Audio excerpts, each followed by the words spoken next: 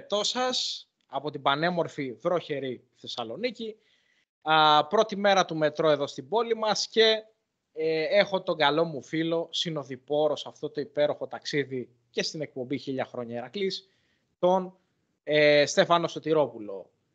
Βλέπω εκεί να αναβοσβήνει το label εκεί του Ηρακλή, το σήμα. Φωταγωγήθηκε ένας Ηρακλής ο οποίος... Ορίστε. Περιμέναμε εδώ και πολύ καιρό να αρχίσουμε να φωταγωγούμε τα σπίτια μας με αυτόν τον τρόπο όπως το βλέπεις, γιατί κακά τα ψέματα είχαμε αρχίσει να ξεχνάμε το πώς είναι οι νίκες και επειδή ήρθαν σερία πανωτές και στο ποδόσφαιρο και στο μπάσκετ και στο βόλεϊ, άρχισε ο χειρισμός να γίνεται ακόμα δυσκολότερος. Οπότε μέσα στη χαρά μας και εμείς προσπαθούμε από την πλευρά μας να κάνουμε ακόμα πιο χαρούμενος τους φίλους μας, κάνοντας έτσι κάποιες μικρές εκπληξούλες. Μεγάλη χαρά και σήμερα απέναντι σε έναν Πας Γιάννενα, ο οποίος είναι από τις ομάδες που διεκδικούσαν, όπως λέγαμε από την αρχή της σεζόν, την κατηγορία. Ο Ηρακλής όμως απέδειξε για μία ακόμη φορά ότι στο Καφτατζόγλιο είναι αίτητος, παρά το ότι δέχθηκε ένα γκολ, το οποίο βέβαια ήταν να μειώσει ο Πας Γιάννενα σε 3-1 το παιχνίδι. Αλλά γενικά ο Ηρακλής απέδειξε στο τιμόνι του το Δερμιτζάκι ότι είναι μια ομάδα πραγματικά τώρα η οποία έχει στόχο, ξεκινάει δηλαδή ένα παιχνίδι πάντα τον κάθε αγώνα, το ξεκινάει με στόχο, με πολύ ωραίο ποδόσφαιρο, με ευκαιρίες, δεν αφήνει περιθώρια στον αντίπαλο να αμφισβητήσει την ποιότητα της ομάδας του Ηρακλή και αυτό έχει ως αποτέλεσμα οι νίκες να είναι τέτοιες που και να έχουν και διαφορά γκολ. Δηλαδή είδαμε Μακεδονικό 3, Πας Γιάννενα 3, προχθές 2 γκολ. Γενικά ένας Ηρακλής ο οποίος δεν επιτρέπει να τον αμφισβητήσει κανένας αντίπαλος. Να πούμε επίσης και για την ισοβαθμία κάτι σημαντικό για τα play-off, γιατί υπάρχει ένα σενάριο, ο Ηρακλής και ο Πας να ισοβαθμίσουν, ας πούμε, ένα υποθετικό σενάριο. Ο Ηρακλής είχε χάσει, αν θυμάμαι καλά, 2-1 στα Γιάννενα, έτσι.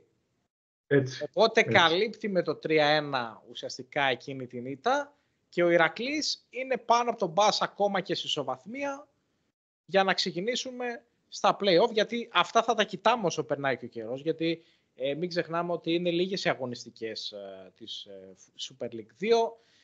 Να πούμε βεβαίως όμως ότι η Λάρισα πέρασε από το Διαγόρα με 0-1, οπότε πρέπει να αρχίσει να σκαλώνει η Λάρισα όμως, σιγά σιγά. Η Λάρισα δεν ξέρω αν θα σκαλώσει στο Κεραμίδι, στο ερχόμενο παιχνίδι, απέναντι στο Κεραμίδι. Εκεί που θα σκαλώσει σίγουρα για τους αγαπητούς μου φίλους εκεί στη Λάρισα, είναι στο γήπεδο το οποίο είναι αίτητος ο Ηρακλής και αυτό είναι το Καφτατζόγλιο. Βέβαια, τους περιμένουμε με πολύ αγάπη. Ένας Ηρακλής ο οποίος ανεβαίνει, δείχνει στην κατάλληλη στιγμή ότι αρχίζει και ρολάρει. Βέβαια, εγώ στα έλεγα έτσι, στις κατηδίαν συζητήσεις ότι ο Παύλος θα βοηθήσει, ο Παύλος θα σε ανεβάσει, θα σε φτιάξει. Δηλαδή, λέγαμε 5 πράγματα. Να, όμως που αρχίζει και ρολάρει η ομάδα. Είναι σημαντικό αυτό για τον Ηρακλή. Ένας Ηρακλής για μία φορά. Δεν είναι μόνο ότι ρολάρει, ότι η ομάδα νικάει. Η ομάδα παρουσιάζει και ένα διαφορετικό πρόσωπο στον κόσμο της. Η ομάδα παρουσιάζει μια ομάδα η οποία παίζει από τα πλάγια, κάνει ευκαιρίες, έχει προσανατολισμό στο γήπεδο, δεν επιτρέπει να αμφισβητήσει, όπως είπα και προηγουμένως, την αντίπαλη ομάδα σε καμία περίπτωση να δώσει ελπίδες ότι μπορεί να γυρίσει το παιχνίδι. Ένας άλλος Ηρακλής ο οποίος μέχρι και τον αγώνα που έγινε στη Χαλάστρα είχε ένα άλλο τελείως διαφορετικό πρόσωπο και το απέδειξε αυτό το κακό του πρόσωπο στα τελευταία λεπτά του παιχνιδιού. Και βλέπουμε τώρα στο τιμόνι με το Δερμιτζάκι η ομάδα να είναι διαφορετική. Να μην επιτρέπει ελπίδες στον αντίπαλο. Άντε να μειώσει σε ένα γκολ. Μέχρι εκεί. Είδαμε κάποια στιγμή ο Πας μετά το 3-1 πήγε να κάνει και κανένα 2 ακόμα ευκαιρίες. Μετέπειτα όμως πατήσανε την μπάλα. Ξαναβγήκανε μπροστά οι παίχτες μας. Αυτό δείχνει κάτι. Και αυτό είναι Μιτσάκι, δεν είναι δικό μου. Δείχνουν ότι αποκτάνε αυτοπεποίθηση, γιατί προφανώς αρχίζει λίγο και ο Παύλος Δερμιτζάκης και δουλεύει όχι μόνο την ψυχολογία των παιχτών, αλλά δουλεύει και γενικά τις ικανότητες. Γιατί οι ποδοσφαιριστές αυτοί, για να παίρνουν τέτοια συμβόλαια, πάει να πει ότι έχουν ικανότητες, ότι έχουν τεχνική κατάρτιση, ότι είναι γρήγοροι, ότι έχουν μια προϋπηρεσία, ας πούμε. Οπότε πρέπει λίγο να λυθούν, να τους βοηθήσουν και λίγο τα αποτελέσματα για να μπορέσουν να πάρουν μπροστά, να ξεμπουκώσουν και να έχουν αυτοπεποίθηση. Γιατί το ποδόσφαιρο... Πρέπει σε ένα Μπερτόλι, ο οποίος είναι, από την ημέρα που ήρθε ο Δερμιτζάκης, έχει ένα τελείως διαφορετικό πρόσωπο. Να μην αδικήσουμε και από την ημέρα που είχε έρθει και ο Άκης ο Στολτίδης, που τον έβαζε στη θέση του. Βλέπουμε ένα Μιράντα, ο οποίος ήταν αριστερά να παίζει θέση του, πραγματικά να κάνει πράγματα και θάματα.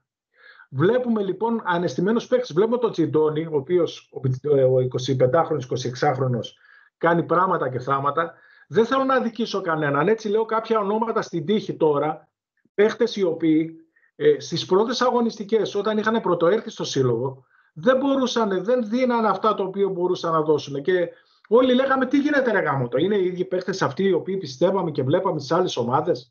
Ήταν ίδιος ο Μιράντα, ο οποίος βλέπαμε, ας πούμε, με την Νίκη Βόλου να κάνει πράγματα και θάματα.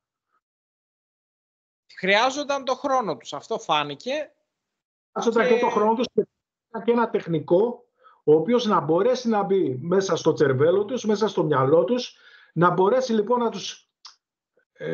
να τους δώσει τα φώτα του, να τους χτυπήσει το καμπανάκι μέσα στο μυαλό τους ότι πρέπει να κάνουν πολλά περισσότερα πράγματα από αυτά που κάνανε στο γήπεδο και απογοητεύανε τον κόσμο. Και αυτό γίνεται. Αυτό είναι το αποτέλεσμα μιας δουλειάς η οποία πιστώνεται φυσικά στο Δερμιτζάκη. Πραγματικότητα είναι αυτή. Ναι. Είναι πολύ σημαντικό αυτό που λες, γιατί και ο Δερμιτζάκης είναι ένας προπονητής έμπειρος, ο οποίος πέρασε πέρσι από την Λάρισα, άσχετα αν δεν κατάφερε να την ανεβάσει, γιατί ήταν ο Λεβαδιακός, η γνωστή ομάδα του Κομπότη που όλοι ξέρουμε. Τώρα ο Ηρακλής την επόμενη εβδομάδα έχει ένα ακόμα, θα το πω, δύσκολο παιχνίδι, γιατί κακά τα ψέματα, όσο περνάει ο καιρός, είναι τα μάτς δύσκολα. Συγκεκριμένα ο Ηρακλής έχει να αγωνιστεί στην Καβάλα, η οποία καίγεται για βαθμούς όμως. Δηλαδή δεν έχει νίκη η Καβάλα και αυτό την κάνει ακόμα πιο επικίνδυνη όμως.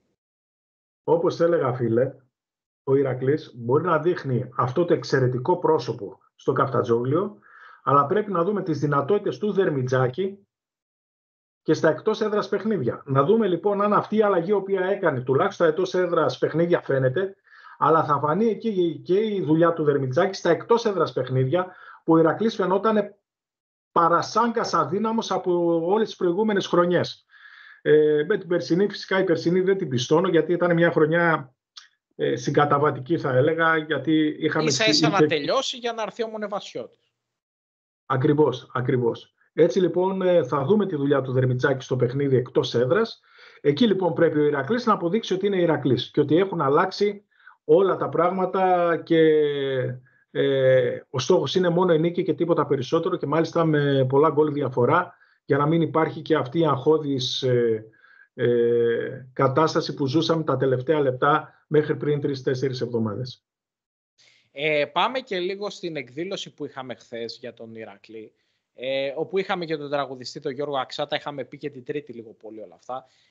Ο κόσμος, από ό,τι κατάλαβα, γέμισε το μαγαζί, πήγε, διασκέδασε, πέρασε καλά. Πέρασε υπέροχα, αποθεώθηκε και η παρουσία και του κυρίου Μονεβασιώτη έγινε αυτή η χορεσπερίδα, ο οποίος μίλησε στον κόσμο, αποθεώθηκε.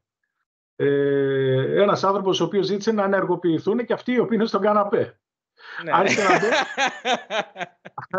Άρχισε να μπαίνει μέσα στο μου του Ηρακλή και ο Μονεβασιώτης.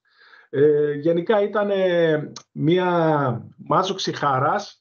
Είχε έναν ιερό σκοπό. Αυτός ο ιερός σκοπός πιστεύω επετέχθη. Δεν ξέρω τι ποσό έχει μαζευτεί για τον μπασκετικό Ηρακλή μας. Ο οποίος μπασκετικός Ηρακλής μας, γιατί μας δίνει σπάσα τώρα, γιατί αυτός ο χορός έγινε για τον μπάσκετ. Πριν από λίγη ώρα λοιπόν κερδίσαμε και το Πανερυθραϊκό με 6 πόντους διαφορά, αν δεν κάνω λάθος. 66-62, 4 πόντους, ναι.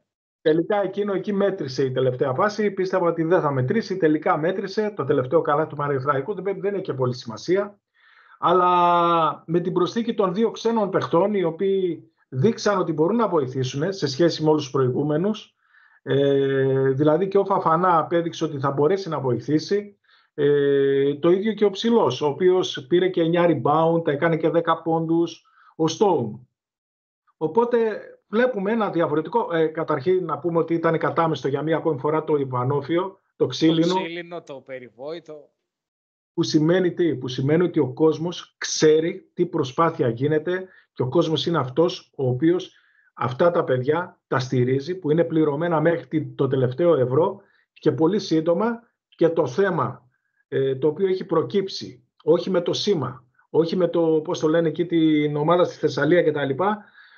Να ξέρουν οι φίλοι μου, ομοειδεάτες μου, ότι το πολύ σε 2-3 εβδομάδες οι πληροφορίες μου λένε ότι θα έχει λήξει και αυτό το θέμα και θα είμαστε κανονικά σαν Ηρακλής, θα παίζουμε. Οπότε θα απορροφήσει την ομάδα της Λάρισσας ο Ηρακλής οριστικά και αμετάκλητα και θα λέγεται μόνο Γ Σίγμα Ηρακλής κλπ. Και με τη βοήθεια του κύριου Μπεϊνά εκεί στη Λάρισα, και γενικά όλοι μαζί έχουν μια πάρα πολύ καλή διάθεση, και με τον πρώην τότε μεγαλομέτωχο της ομάδας της Λάρισσας, της Αγιάς, έχουν όλοι πάρα πολύ καλή διάθεση, ούτως ώστε σε 2-3 εβδομάδες να τελειώσουμε, να τελειώσει και αυτός ο Νταλγκάς και να μην έχουμε περαιτέρω. Έτσι, μια τελευταία ερώτηση πριν κλείσουμε για σήμερα. Στο ποδοσφαιρικό Ηράκλη, επειδή βέβαια θα μου πεις είναι νωρίς ακόμα να το συζητάμε για μεταγραφικά σενάρια και τα σχετικά, υπάρχουν ονόματα, δηλαδή ξέρουμε πού θα χτυπήσει ο Ηρακλής το χειμώνα, ας πούμε? Αφού με ξέρεις πολύ καλά, βρε Αντρέα μου, ακόμα και να ήξερα ονόματα δεν θα τα έλεγα ποτέ στον αέρα, αφού με γνωρίζεις πλέον. Εγώ αυτό το οποίο έχω να πω, ξέρεις, εγώ πολλές φορές ακούω ότι κάποιοι παλεύουν για πρωτιά, για να δώσουν πρώτη την είδηση κτλ. Εγώ γελάω, γιατί όλα τα ξέρω, να είσαι σίγουρος, πολύ πιο γρήγορα από κάποιους άλλους. Τυχαίνει, γιατί έχω καλούς φίλους, τυχαίνει. Εγώ αυτό το οποίο έχω να σου πω είναι ένα. Και αυτό τώρα, ξέρεις, θα στραβομουτσουνιάσουν πάλι οι φίλοι μου εκεί 150 χιλιόμετρα μακρύτερα. Τίποτα δεν τελείωσε. Αυτό. Κράτησέ το. Εννοείς στο κομμάτι... Άνοδος. Ναι, στο κομμάτι της ανόδου με την υπόθεση που λέγαμε στο προηγούμενο βίντεο, να υποθέσω. Τίποτα δεν έχει τελειώσει σε σχέση... γιατί η εικόνα ήταν τελείως διαφορετική πριν από αρκετό καιρό, και δεν εννοώ μόνο το αγωνιστικό κομμάτι. Εντάξει, ο καθένας μας εισπράττει, κάνει ρεπορτάζ, εισπράττει ειδήσεις κτλ. Εγώ το λέω για μία ακόμη φορά, τίποτα δεν έχει τελειώσει. Μάλιστα, άρα μάλλον από ό,τι καταλαβαίνω έτσι από τους γρίφους, μάλλον υπάρχει εξέλιξη στο κομμάτι αυτό. Ο Ηρακλής προσπαθεί να προστατευτεί, να οχυρωθεί και να πετύχει τους στόχους του ακόμα και τη φετινή χρονιά. Άρα δεν μιλάμε για την ομάδα όπως είχαμε πει τότε όταν είχε ξεφύγει η Λάρισα, ότι ο Ηρακλής σχεδιάζεται για του χρόνου. Είναι μια ομάδα που χτυπάει στα ίσια. Έχει αλλάξει από τώρα. Ναι. Πάει στα ίσια για την κατηγορία. Κάτι τελευταίο. Έτσι νομικά, παύλα παρασκηνιακά, ο Ηρακλής οχυρώνεται στο κομμάτι αυτό, γιατί καταλαβαίνω ότι ο Ηρακλής θα δεχθεί και πίεση στο κομμάτι αυτό. Μύτη και πλάτη, ο Ηρακλής οχυρώνεται, δυναμώνει και δεν θα επιτρέψει σε κανέναν να του κάνει κακό. Και αυτό οφείλεται στην πολύ καλή διάθεση που έχει ο χορηγός μας, ο οποίος είναι ένας άνθρωπος ο οποίος από ό,τι φαίνεται δεν θέλει να τα παρατάει ποτέ. Ίσα-ίσα, εκεί που υπάρχει θέμα, είναι από αυτούς που θα βάλει ακόμα περισσότερα χρήματα για να οχυρώσει όσο δυνατόν περισσότερο το σύλλογο και να μην αδικείται στο χορτάρι έξω από αυτό. Μάλιστα. Οπότε μας έδωσε έτσι στο τέλος, στο φινάλε, ο Στέφανος έτσι μια, πώς να το πω, μια, ας το πούμε, αποκάλυψη, μια είδηση, θα το δούμε αυτό στο μέλλον πώς θα φανεί. Να σε ευχαριστήσω, αγαπητέ Στέφανε, και πάλι. Και εγώ ευχαριστώ. Τώρα τα φάντασμα με το φως. Ναι. Εντάξει, θα μας πούν τα παιδιά και για τη γνώμη τους για το σήμα και λοιπά, όλο το φωτορυθμικό αυτό. Έτσι, για να δούμε 5 πράγματα. Οπότε, παιδιά, μην ξεχνάτε εγγραφή στο κανάλι Ώρα για Μπάλα, πατάτε το καμπανάκι, σχολιάζετε και περιμένουμε με χαρά τα like και την εγγραφή σας.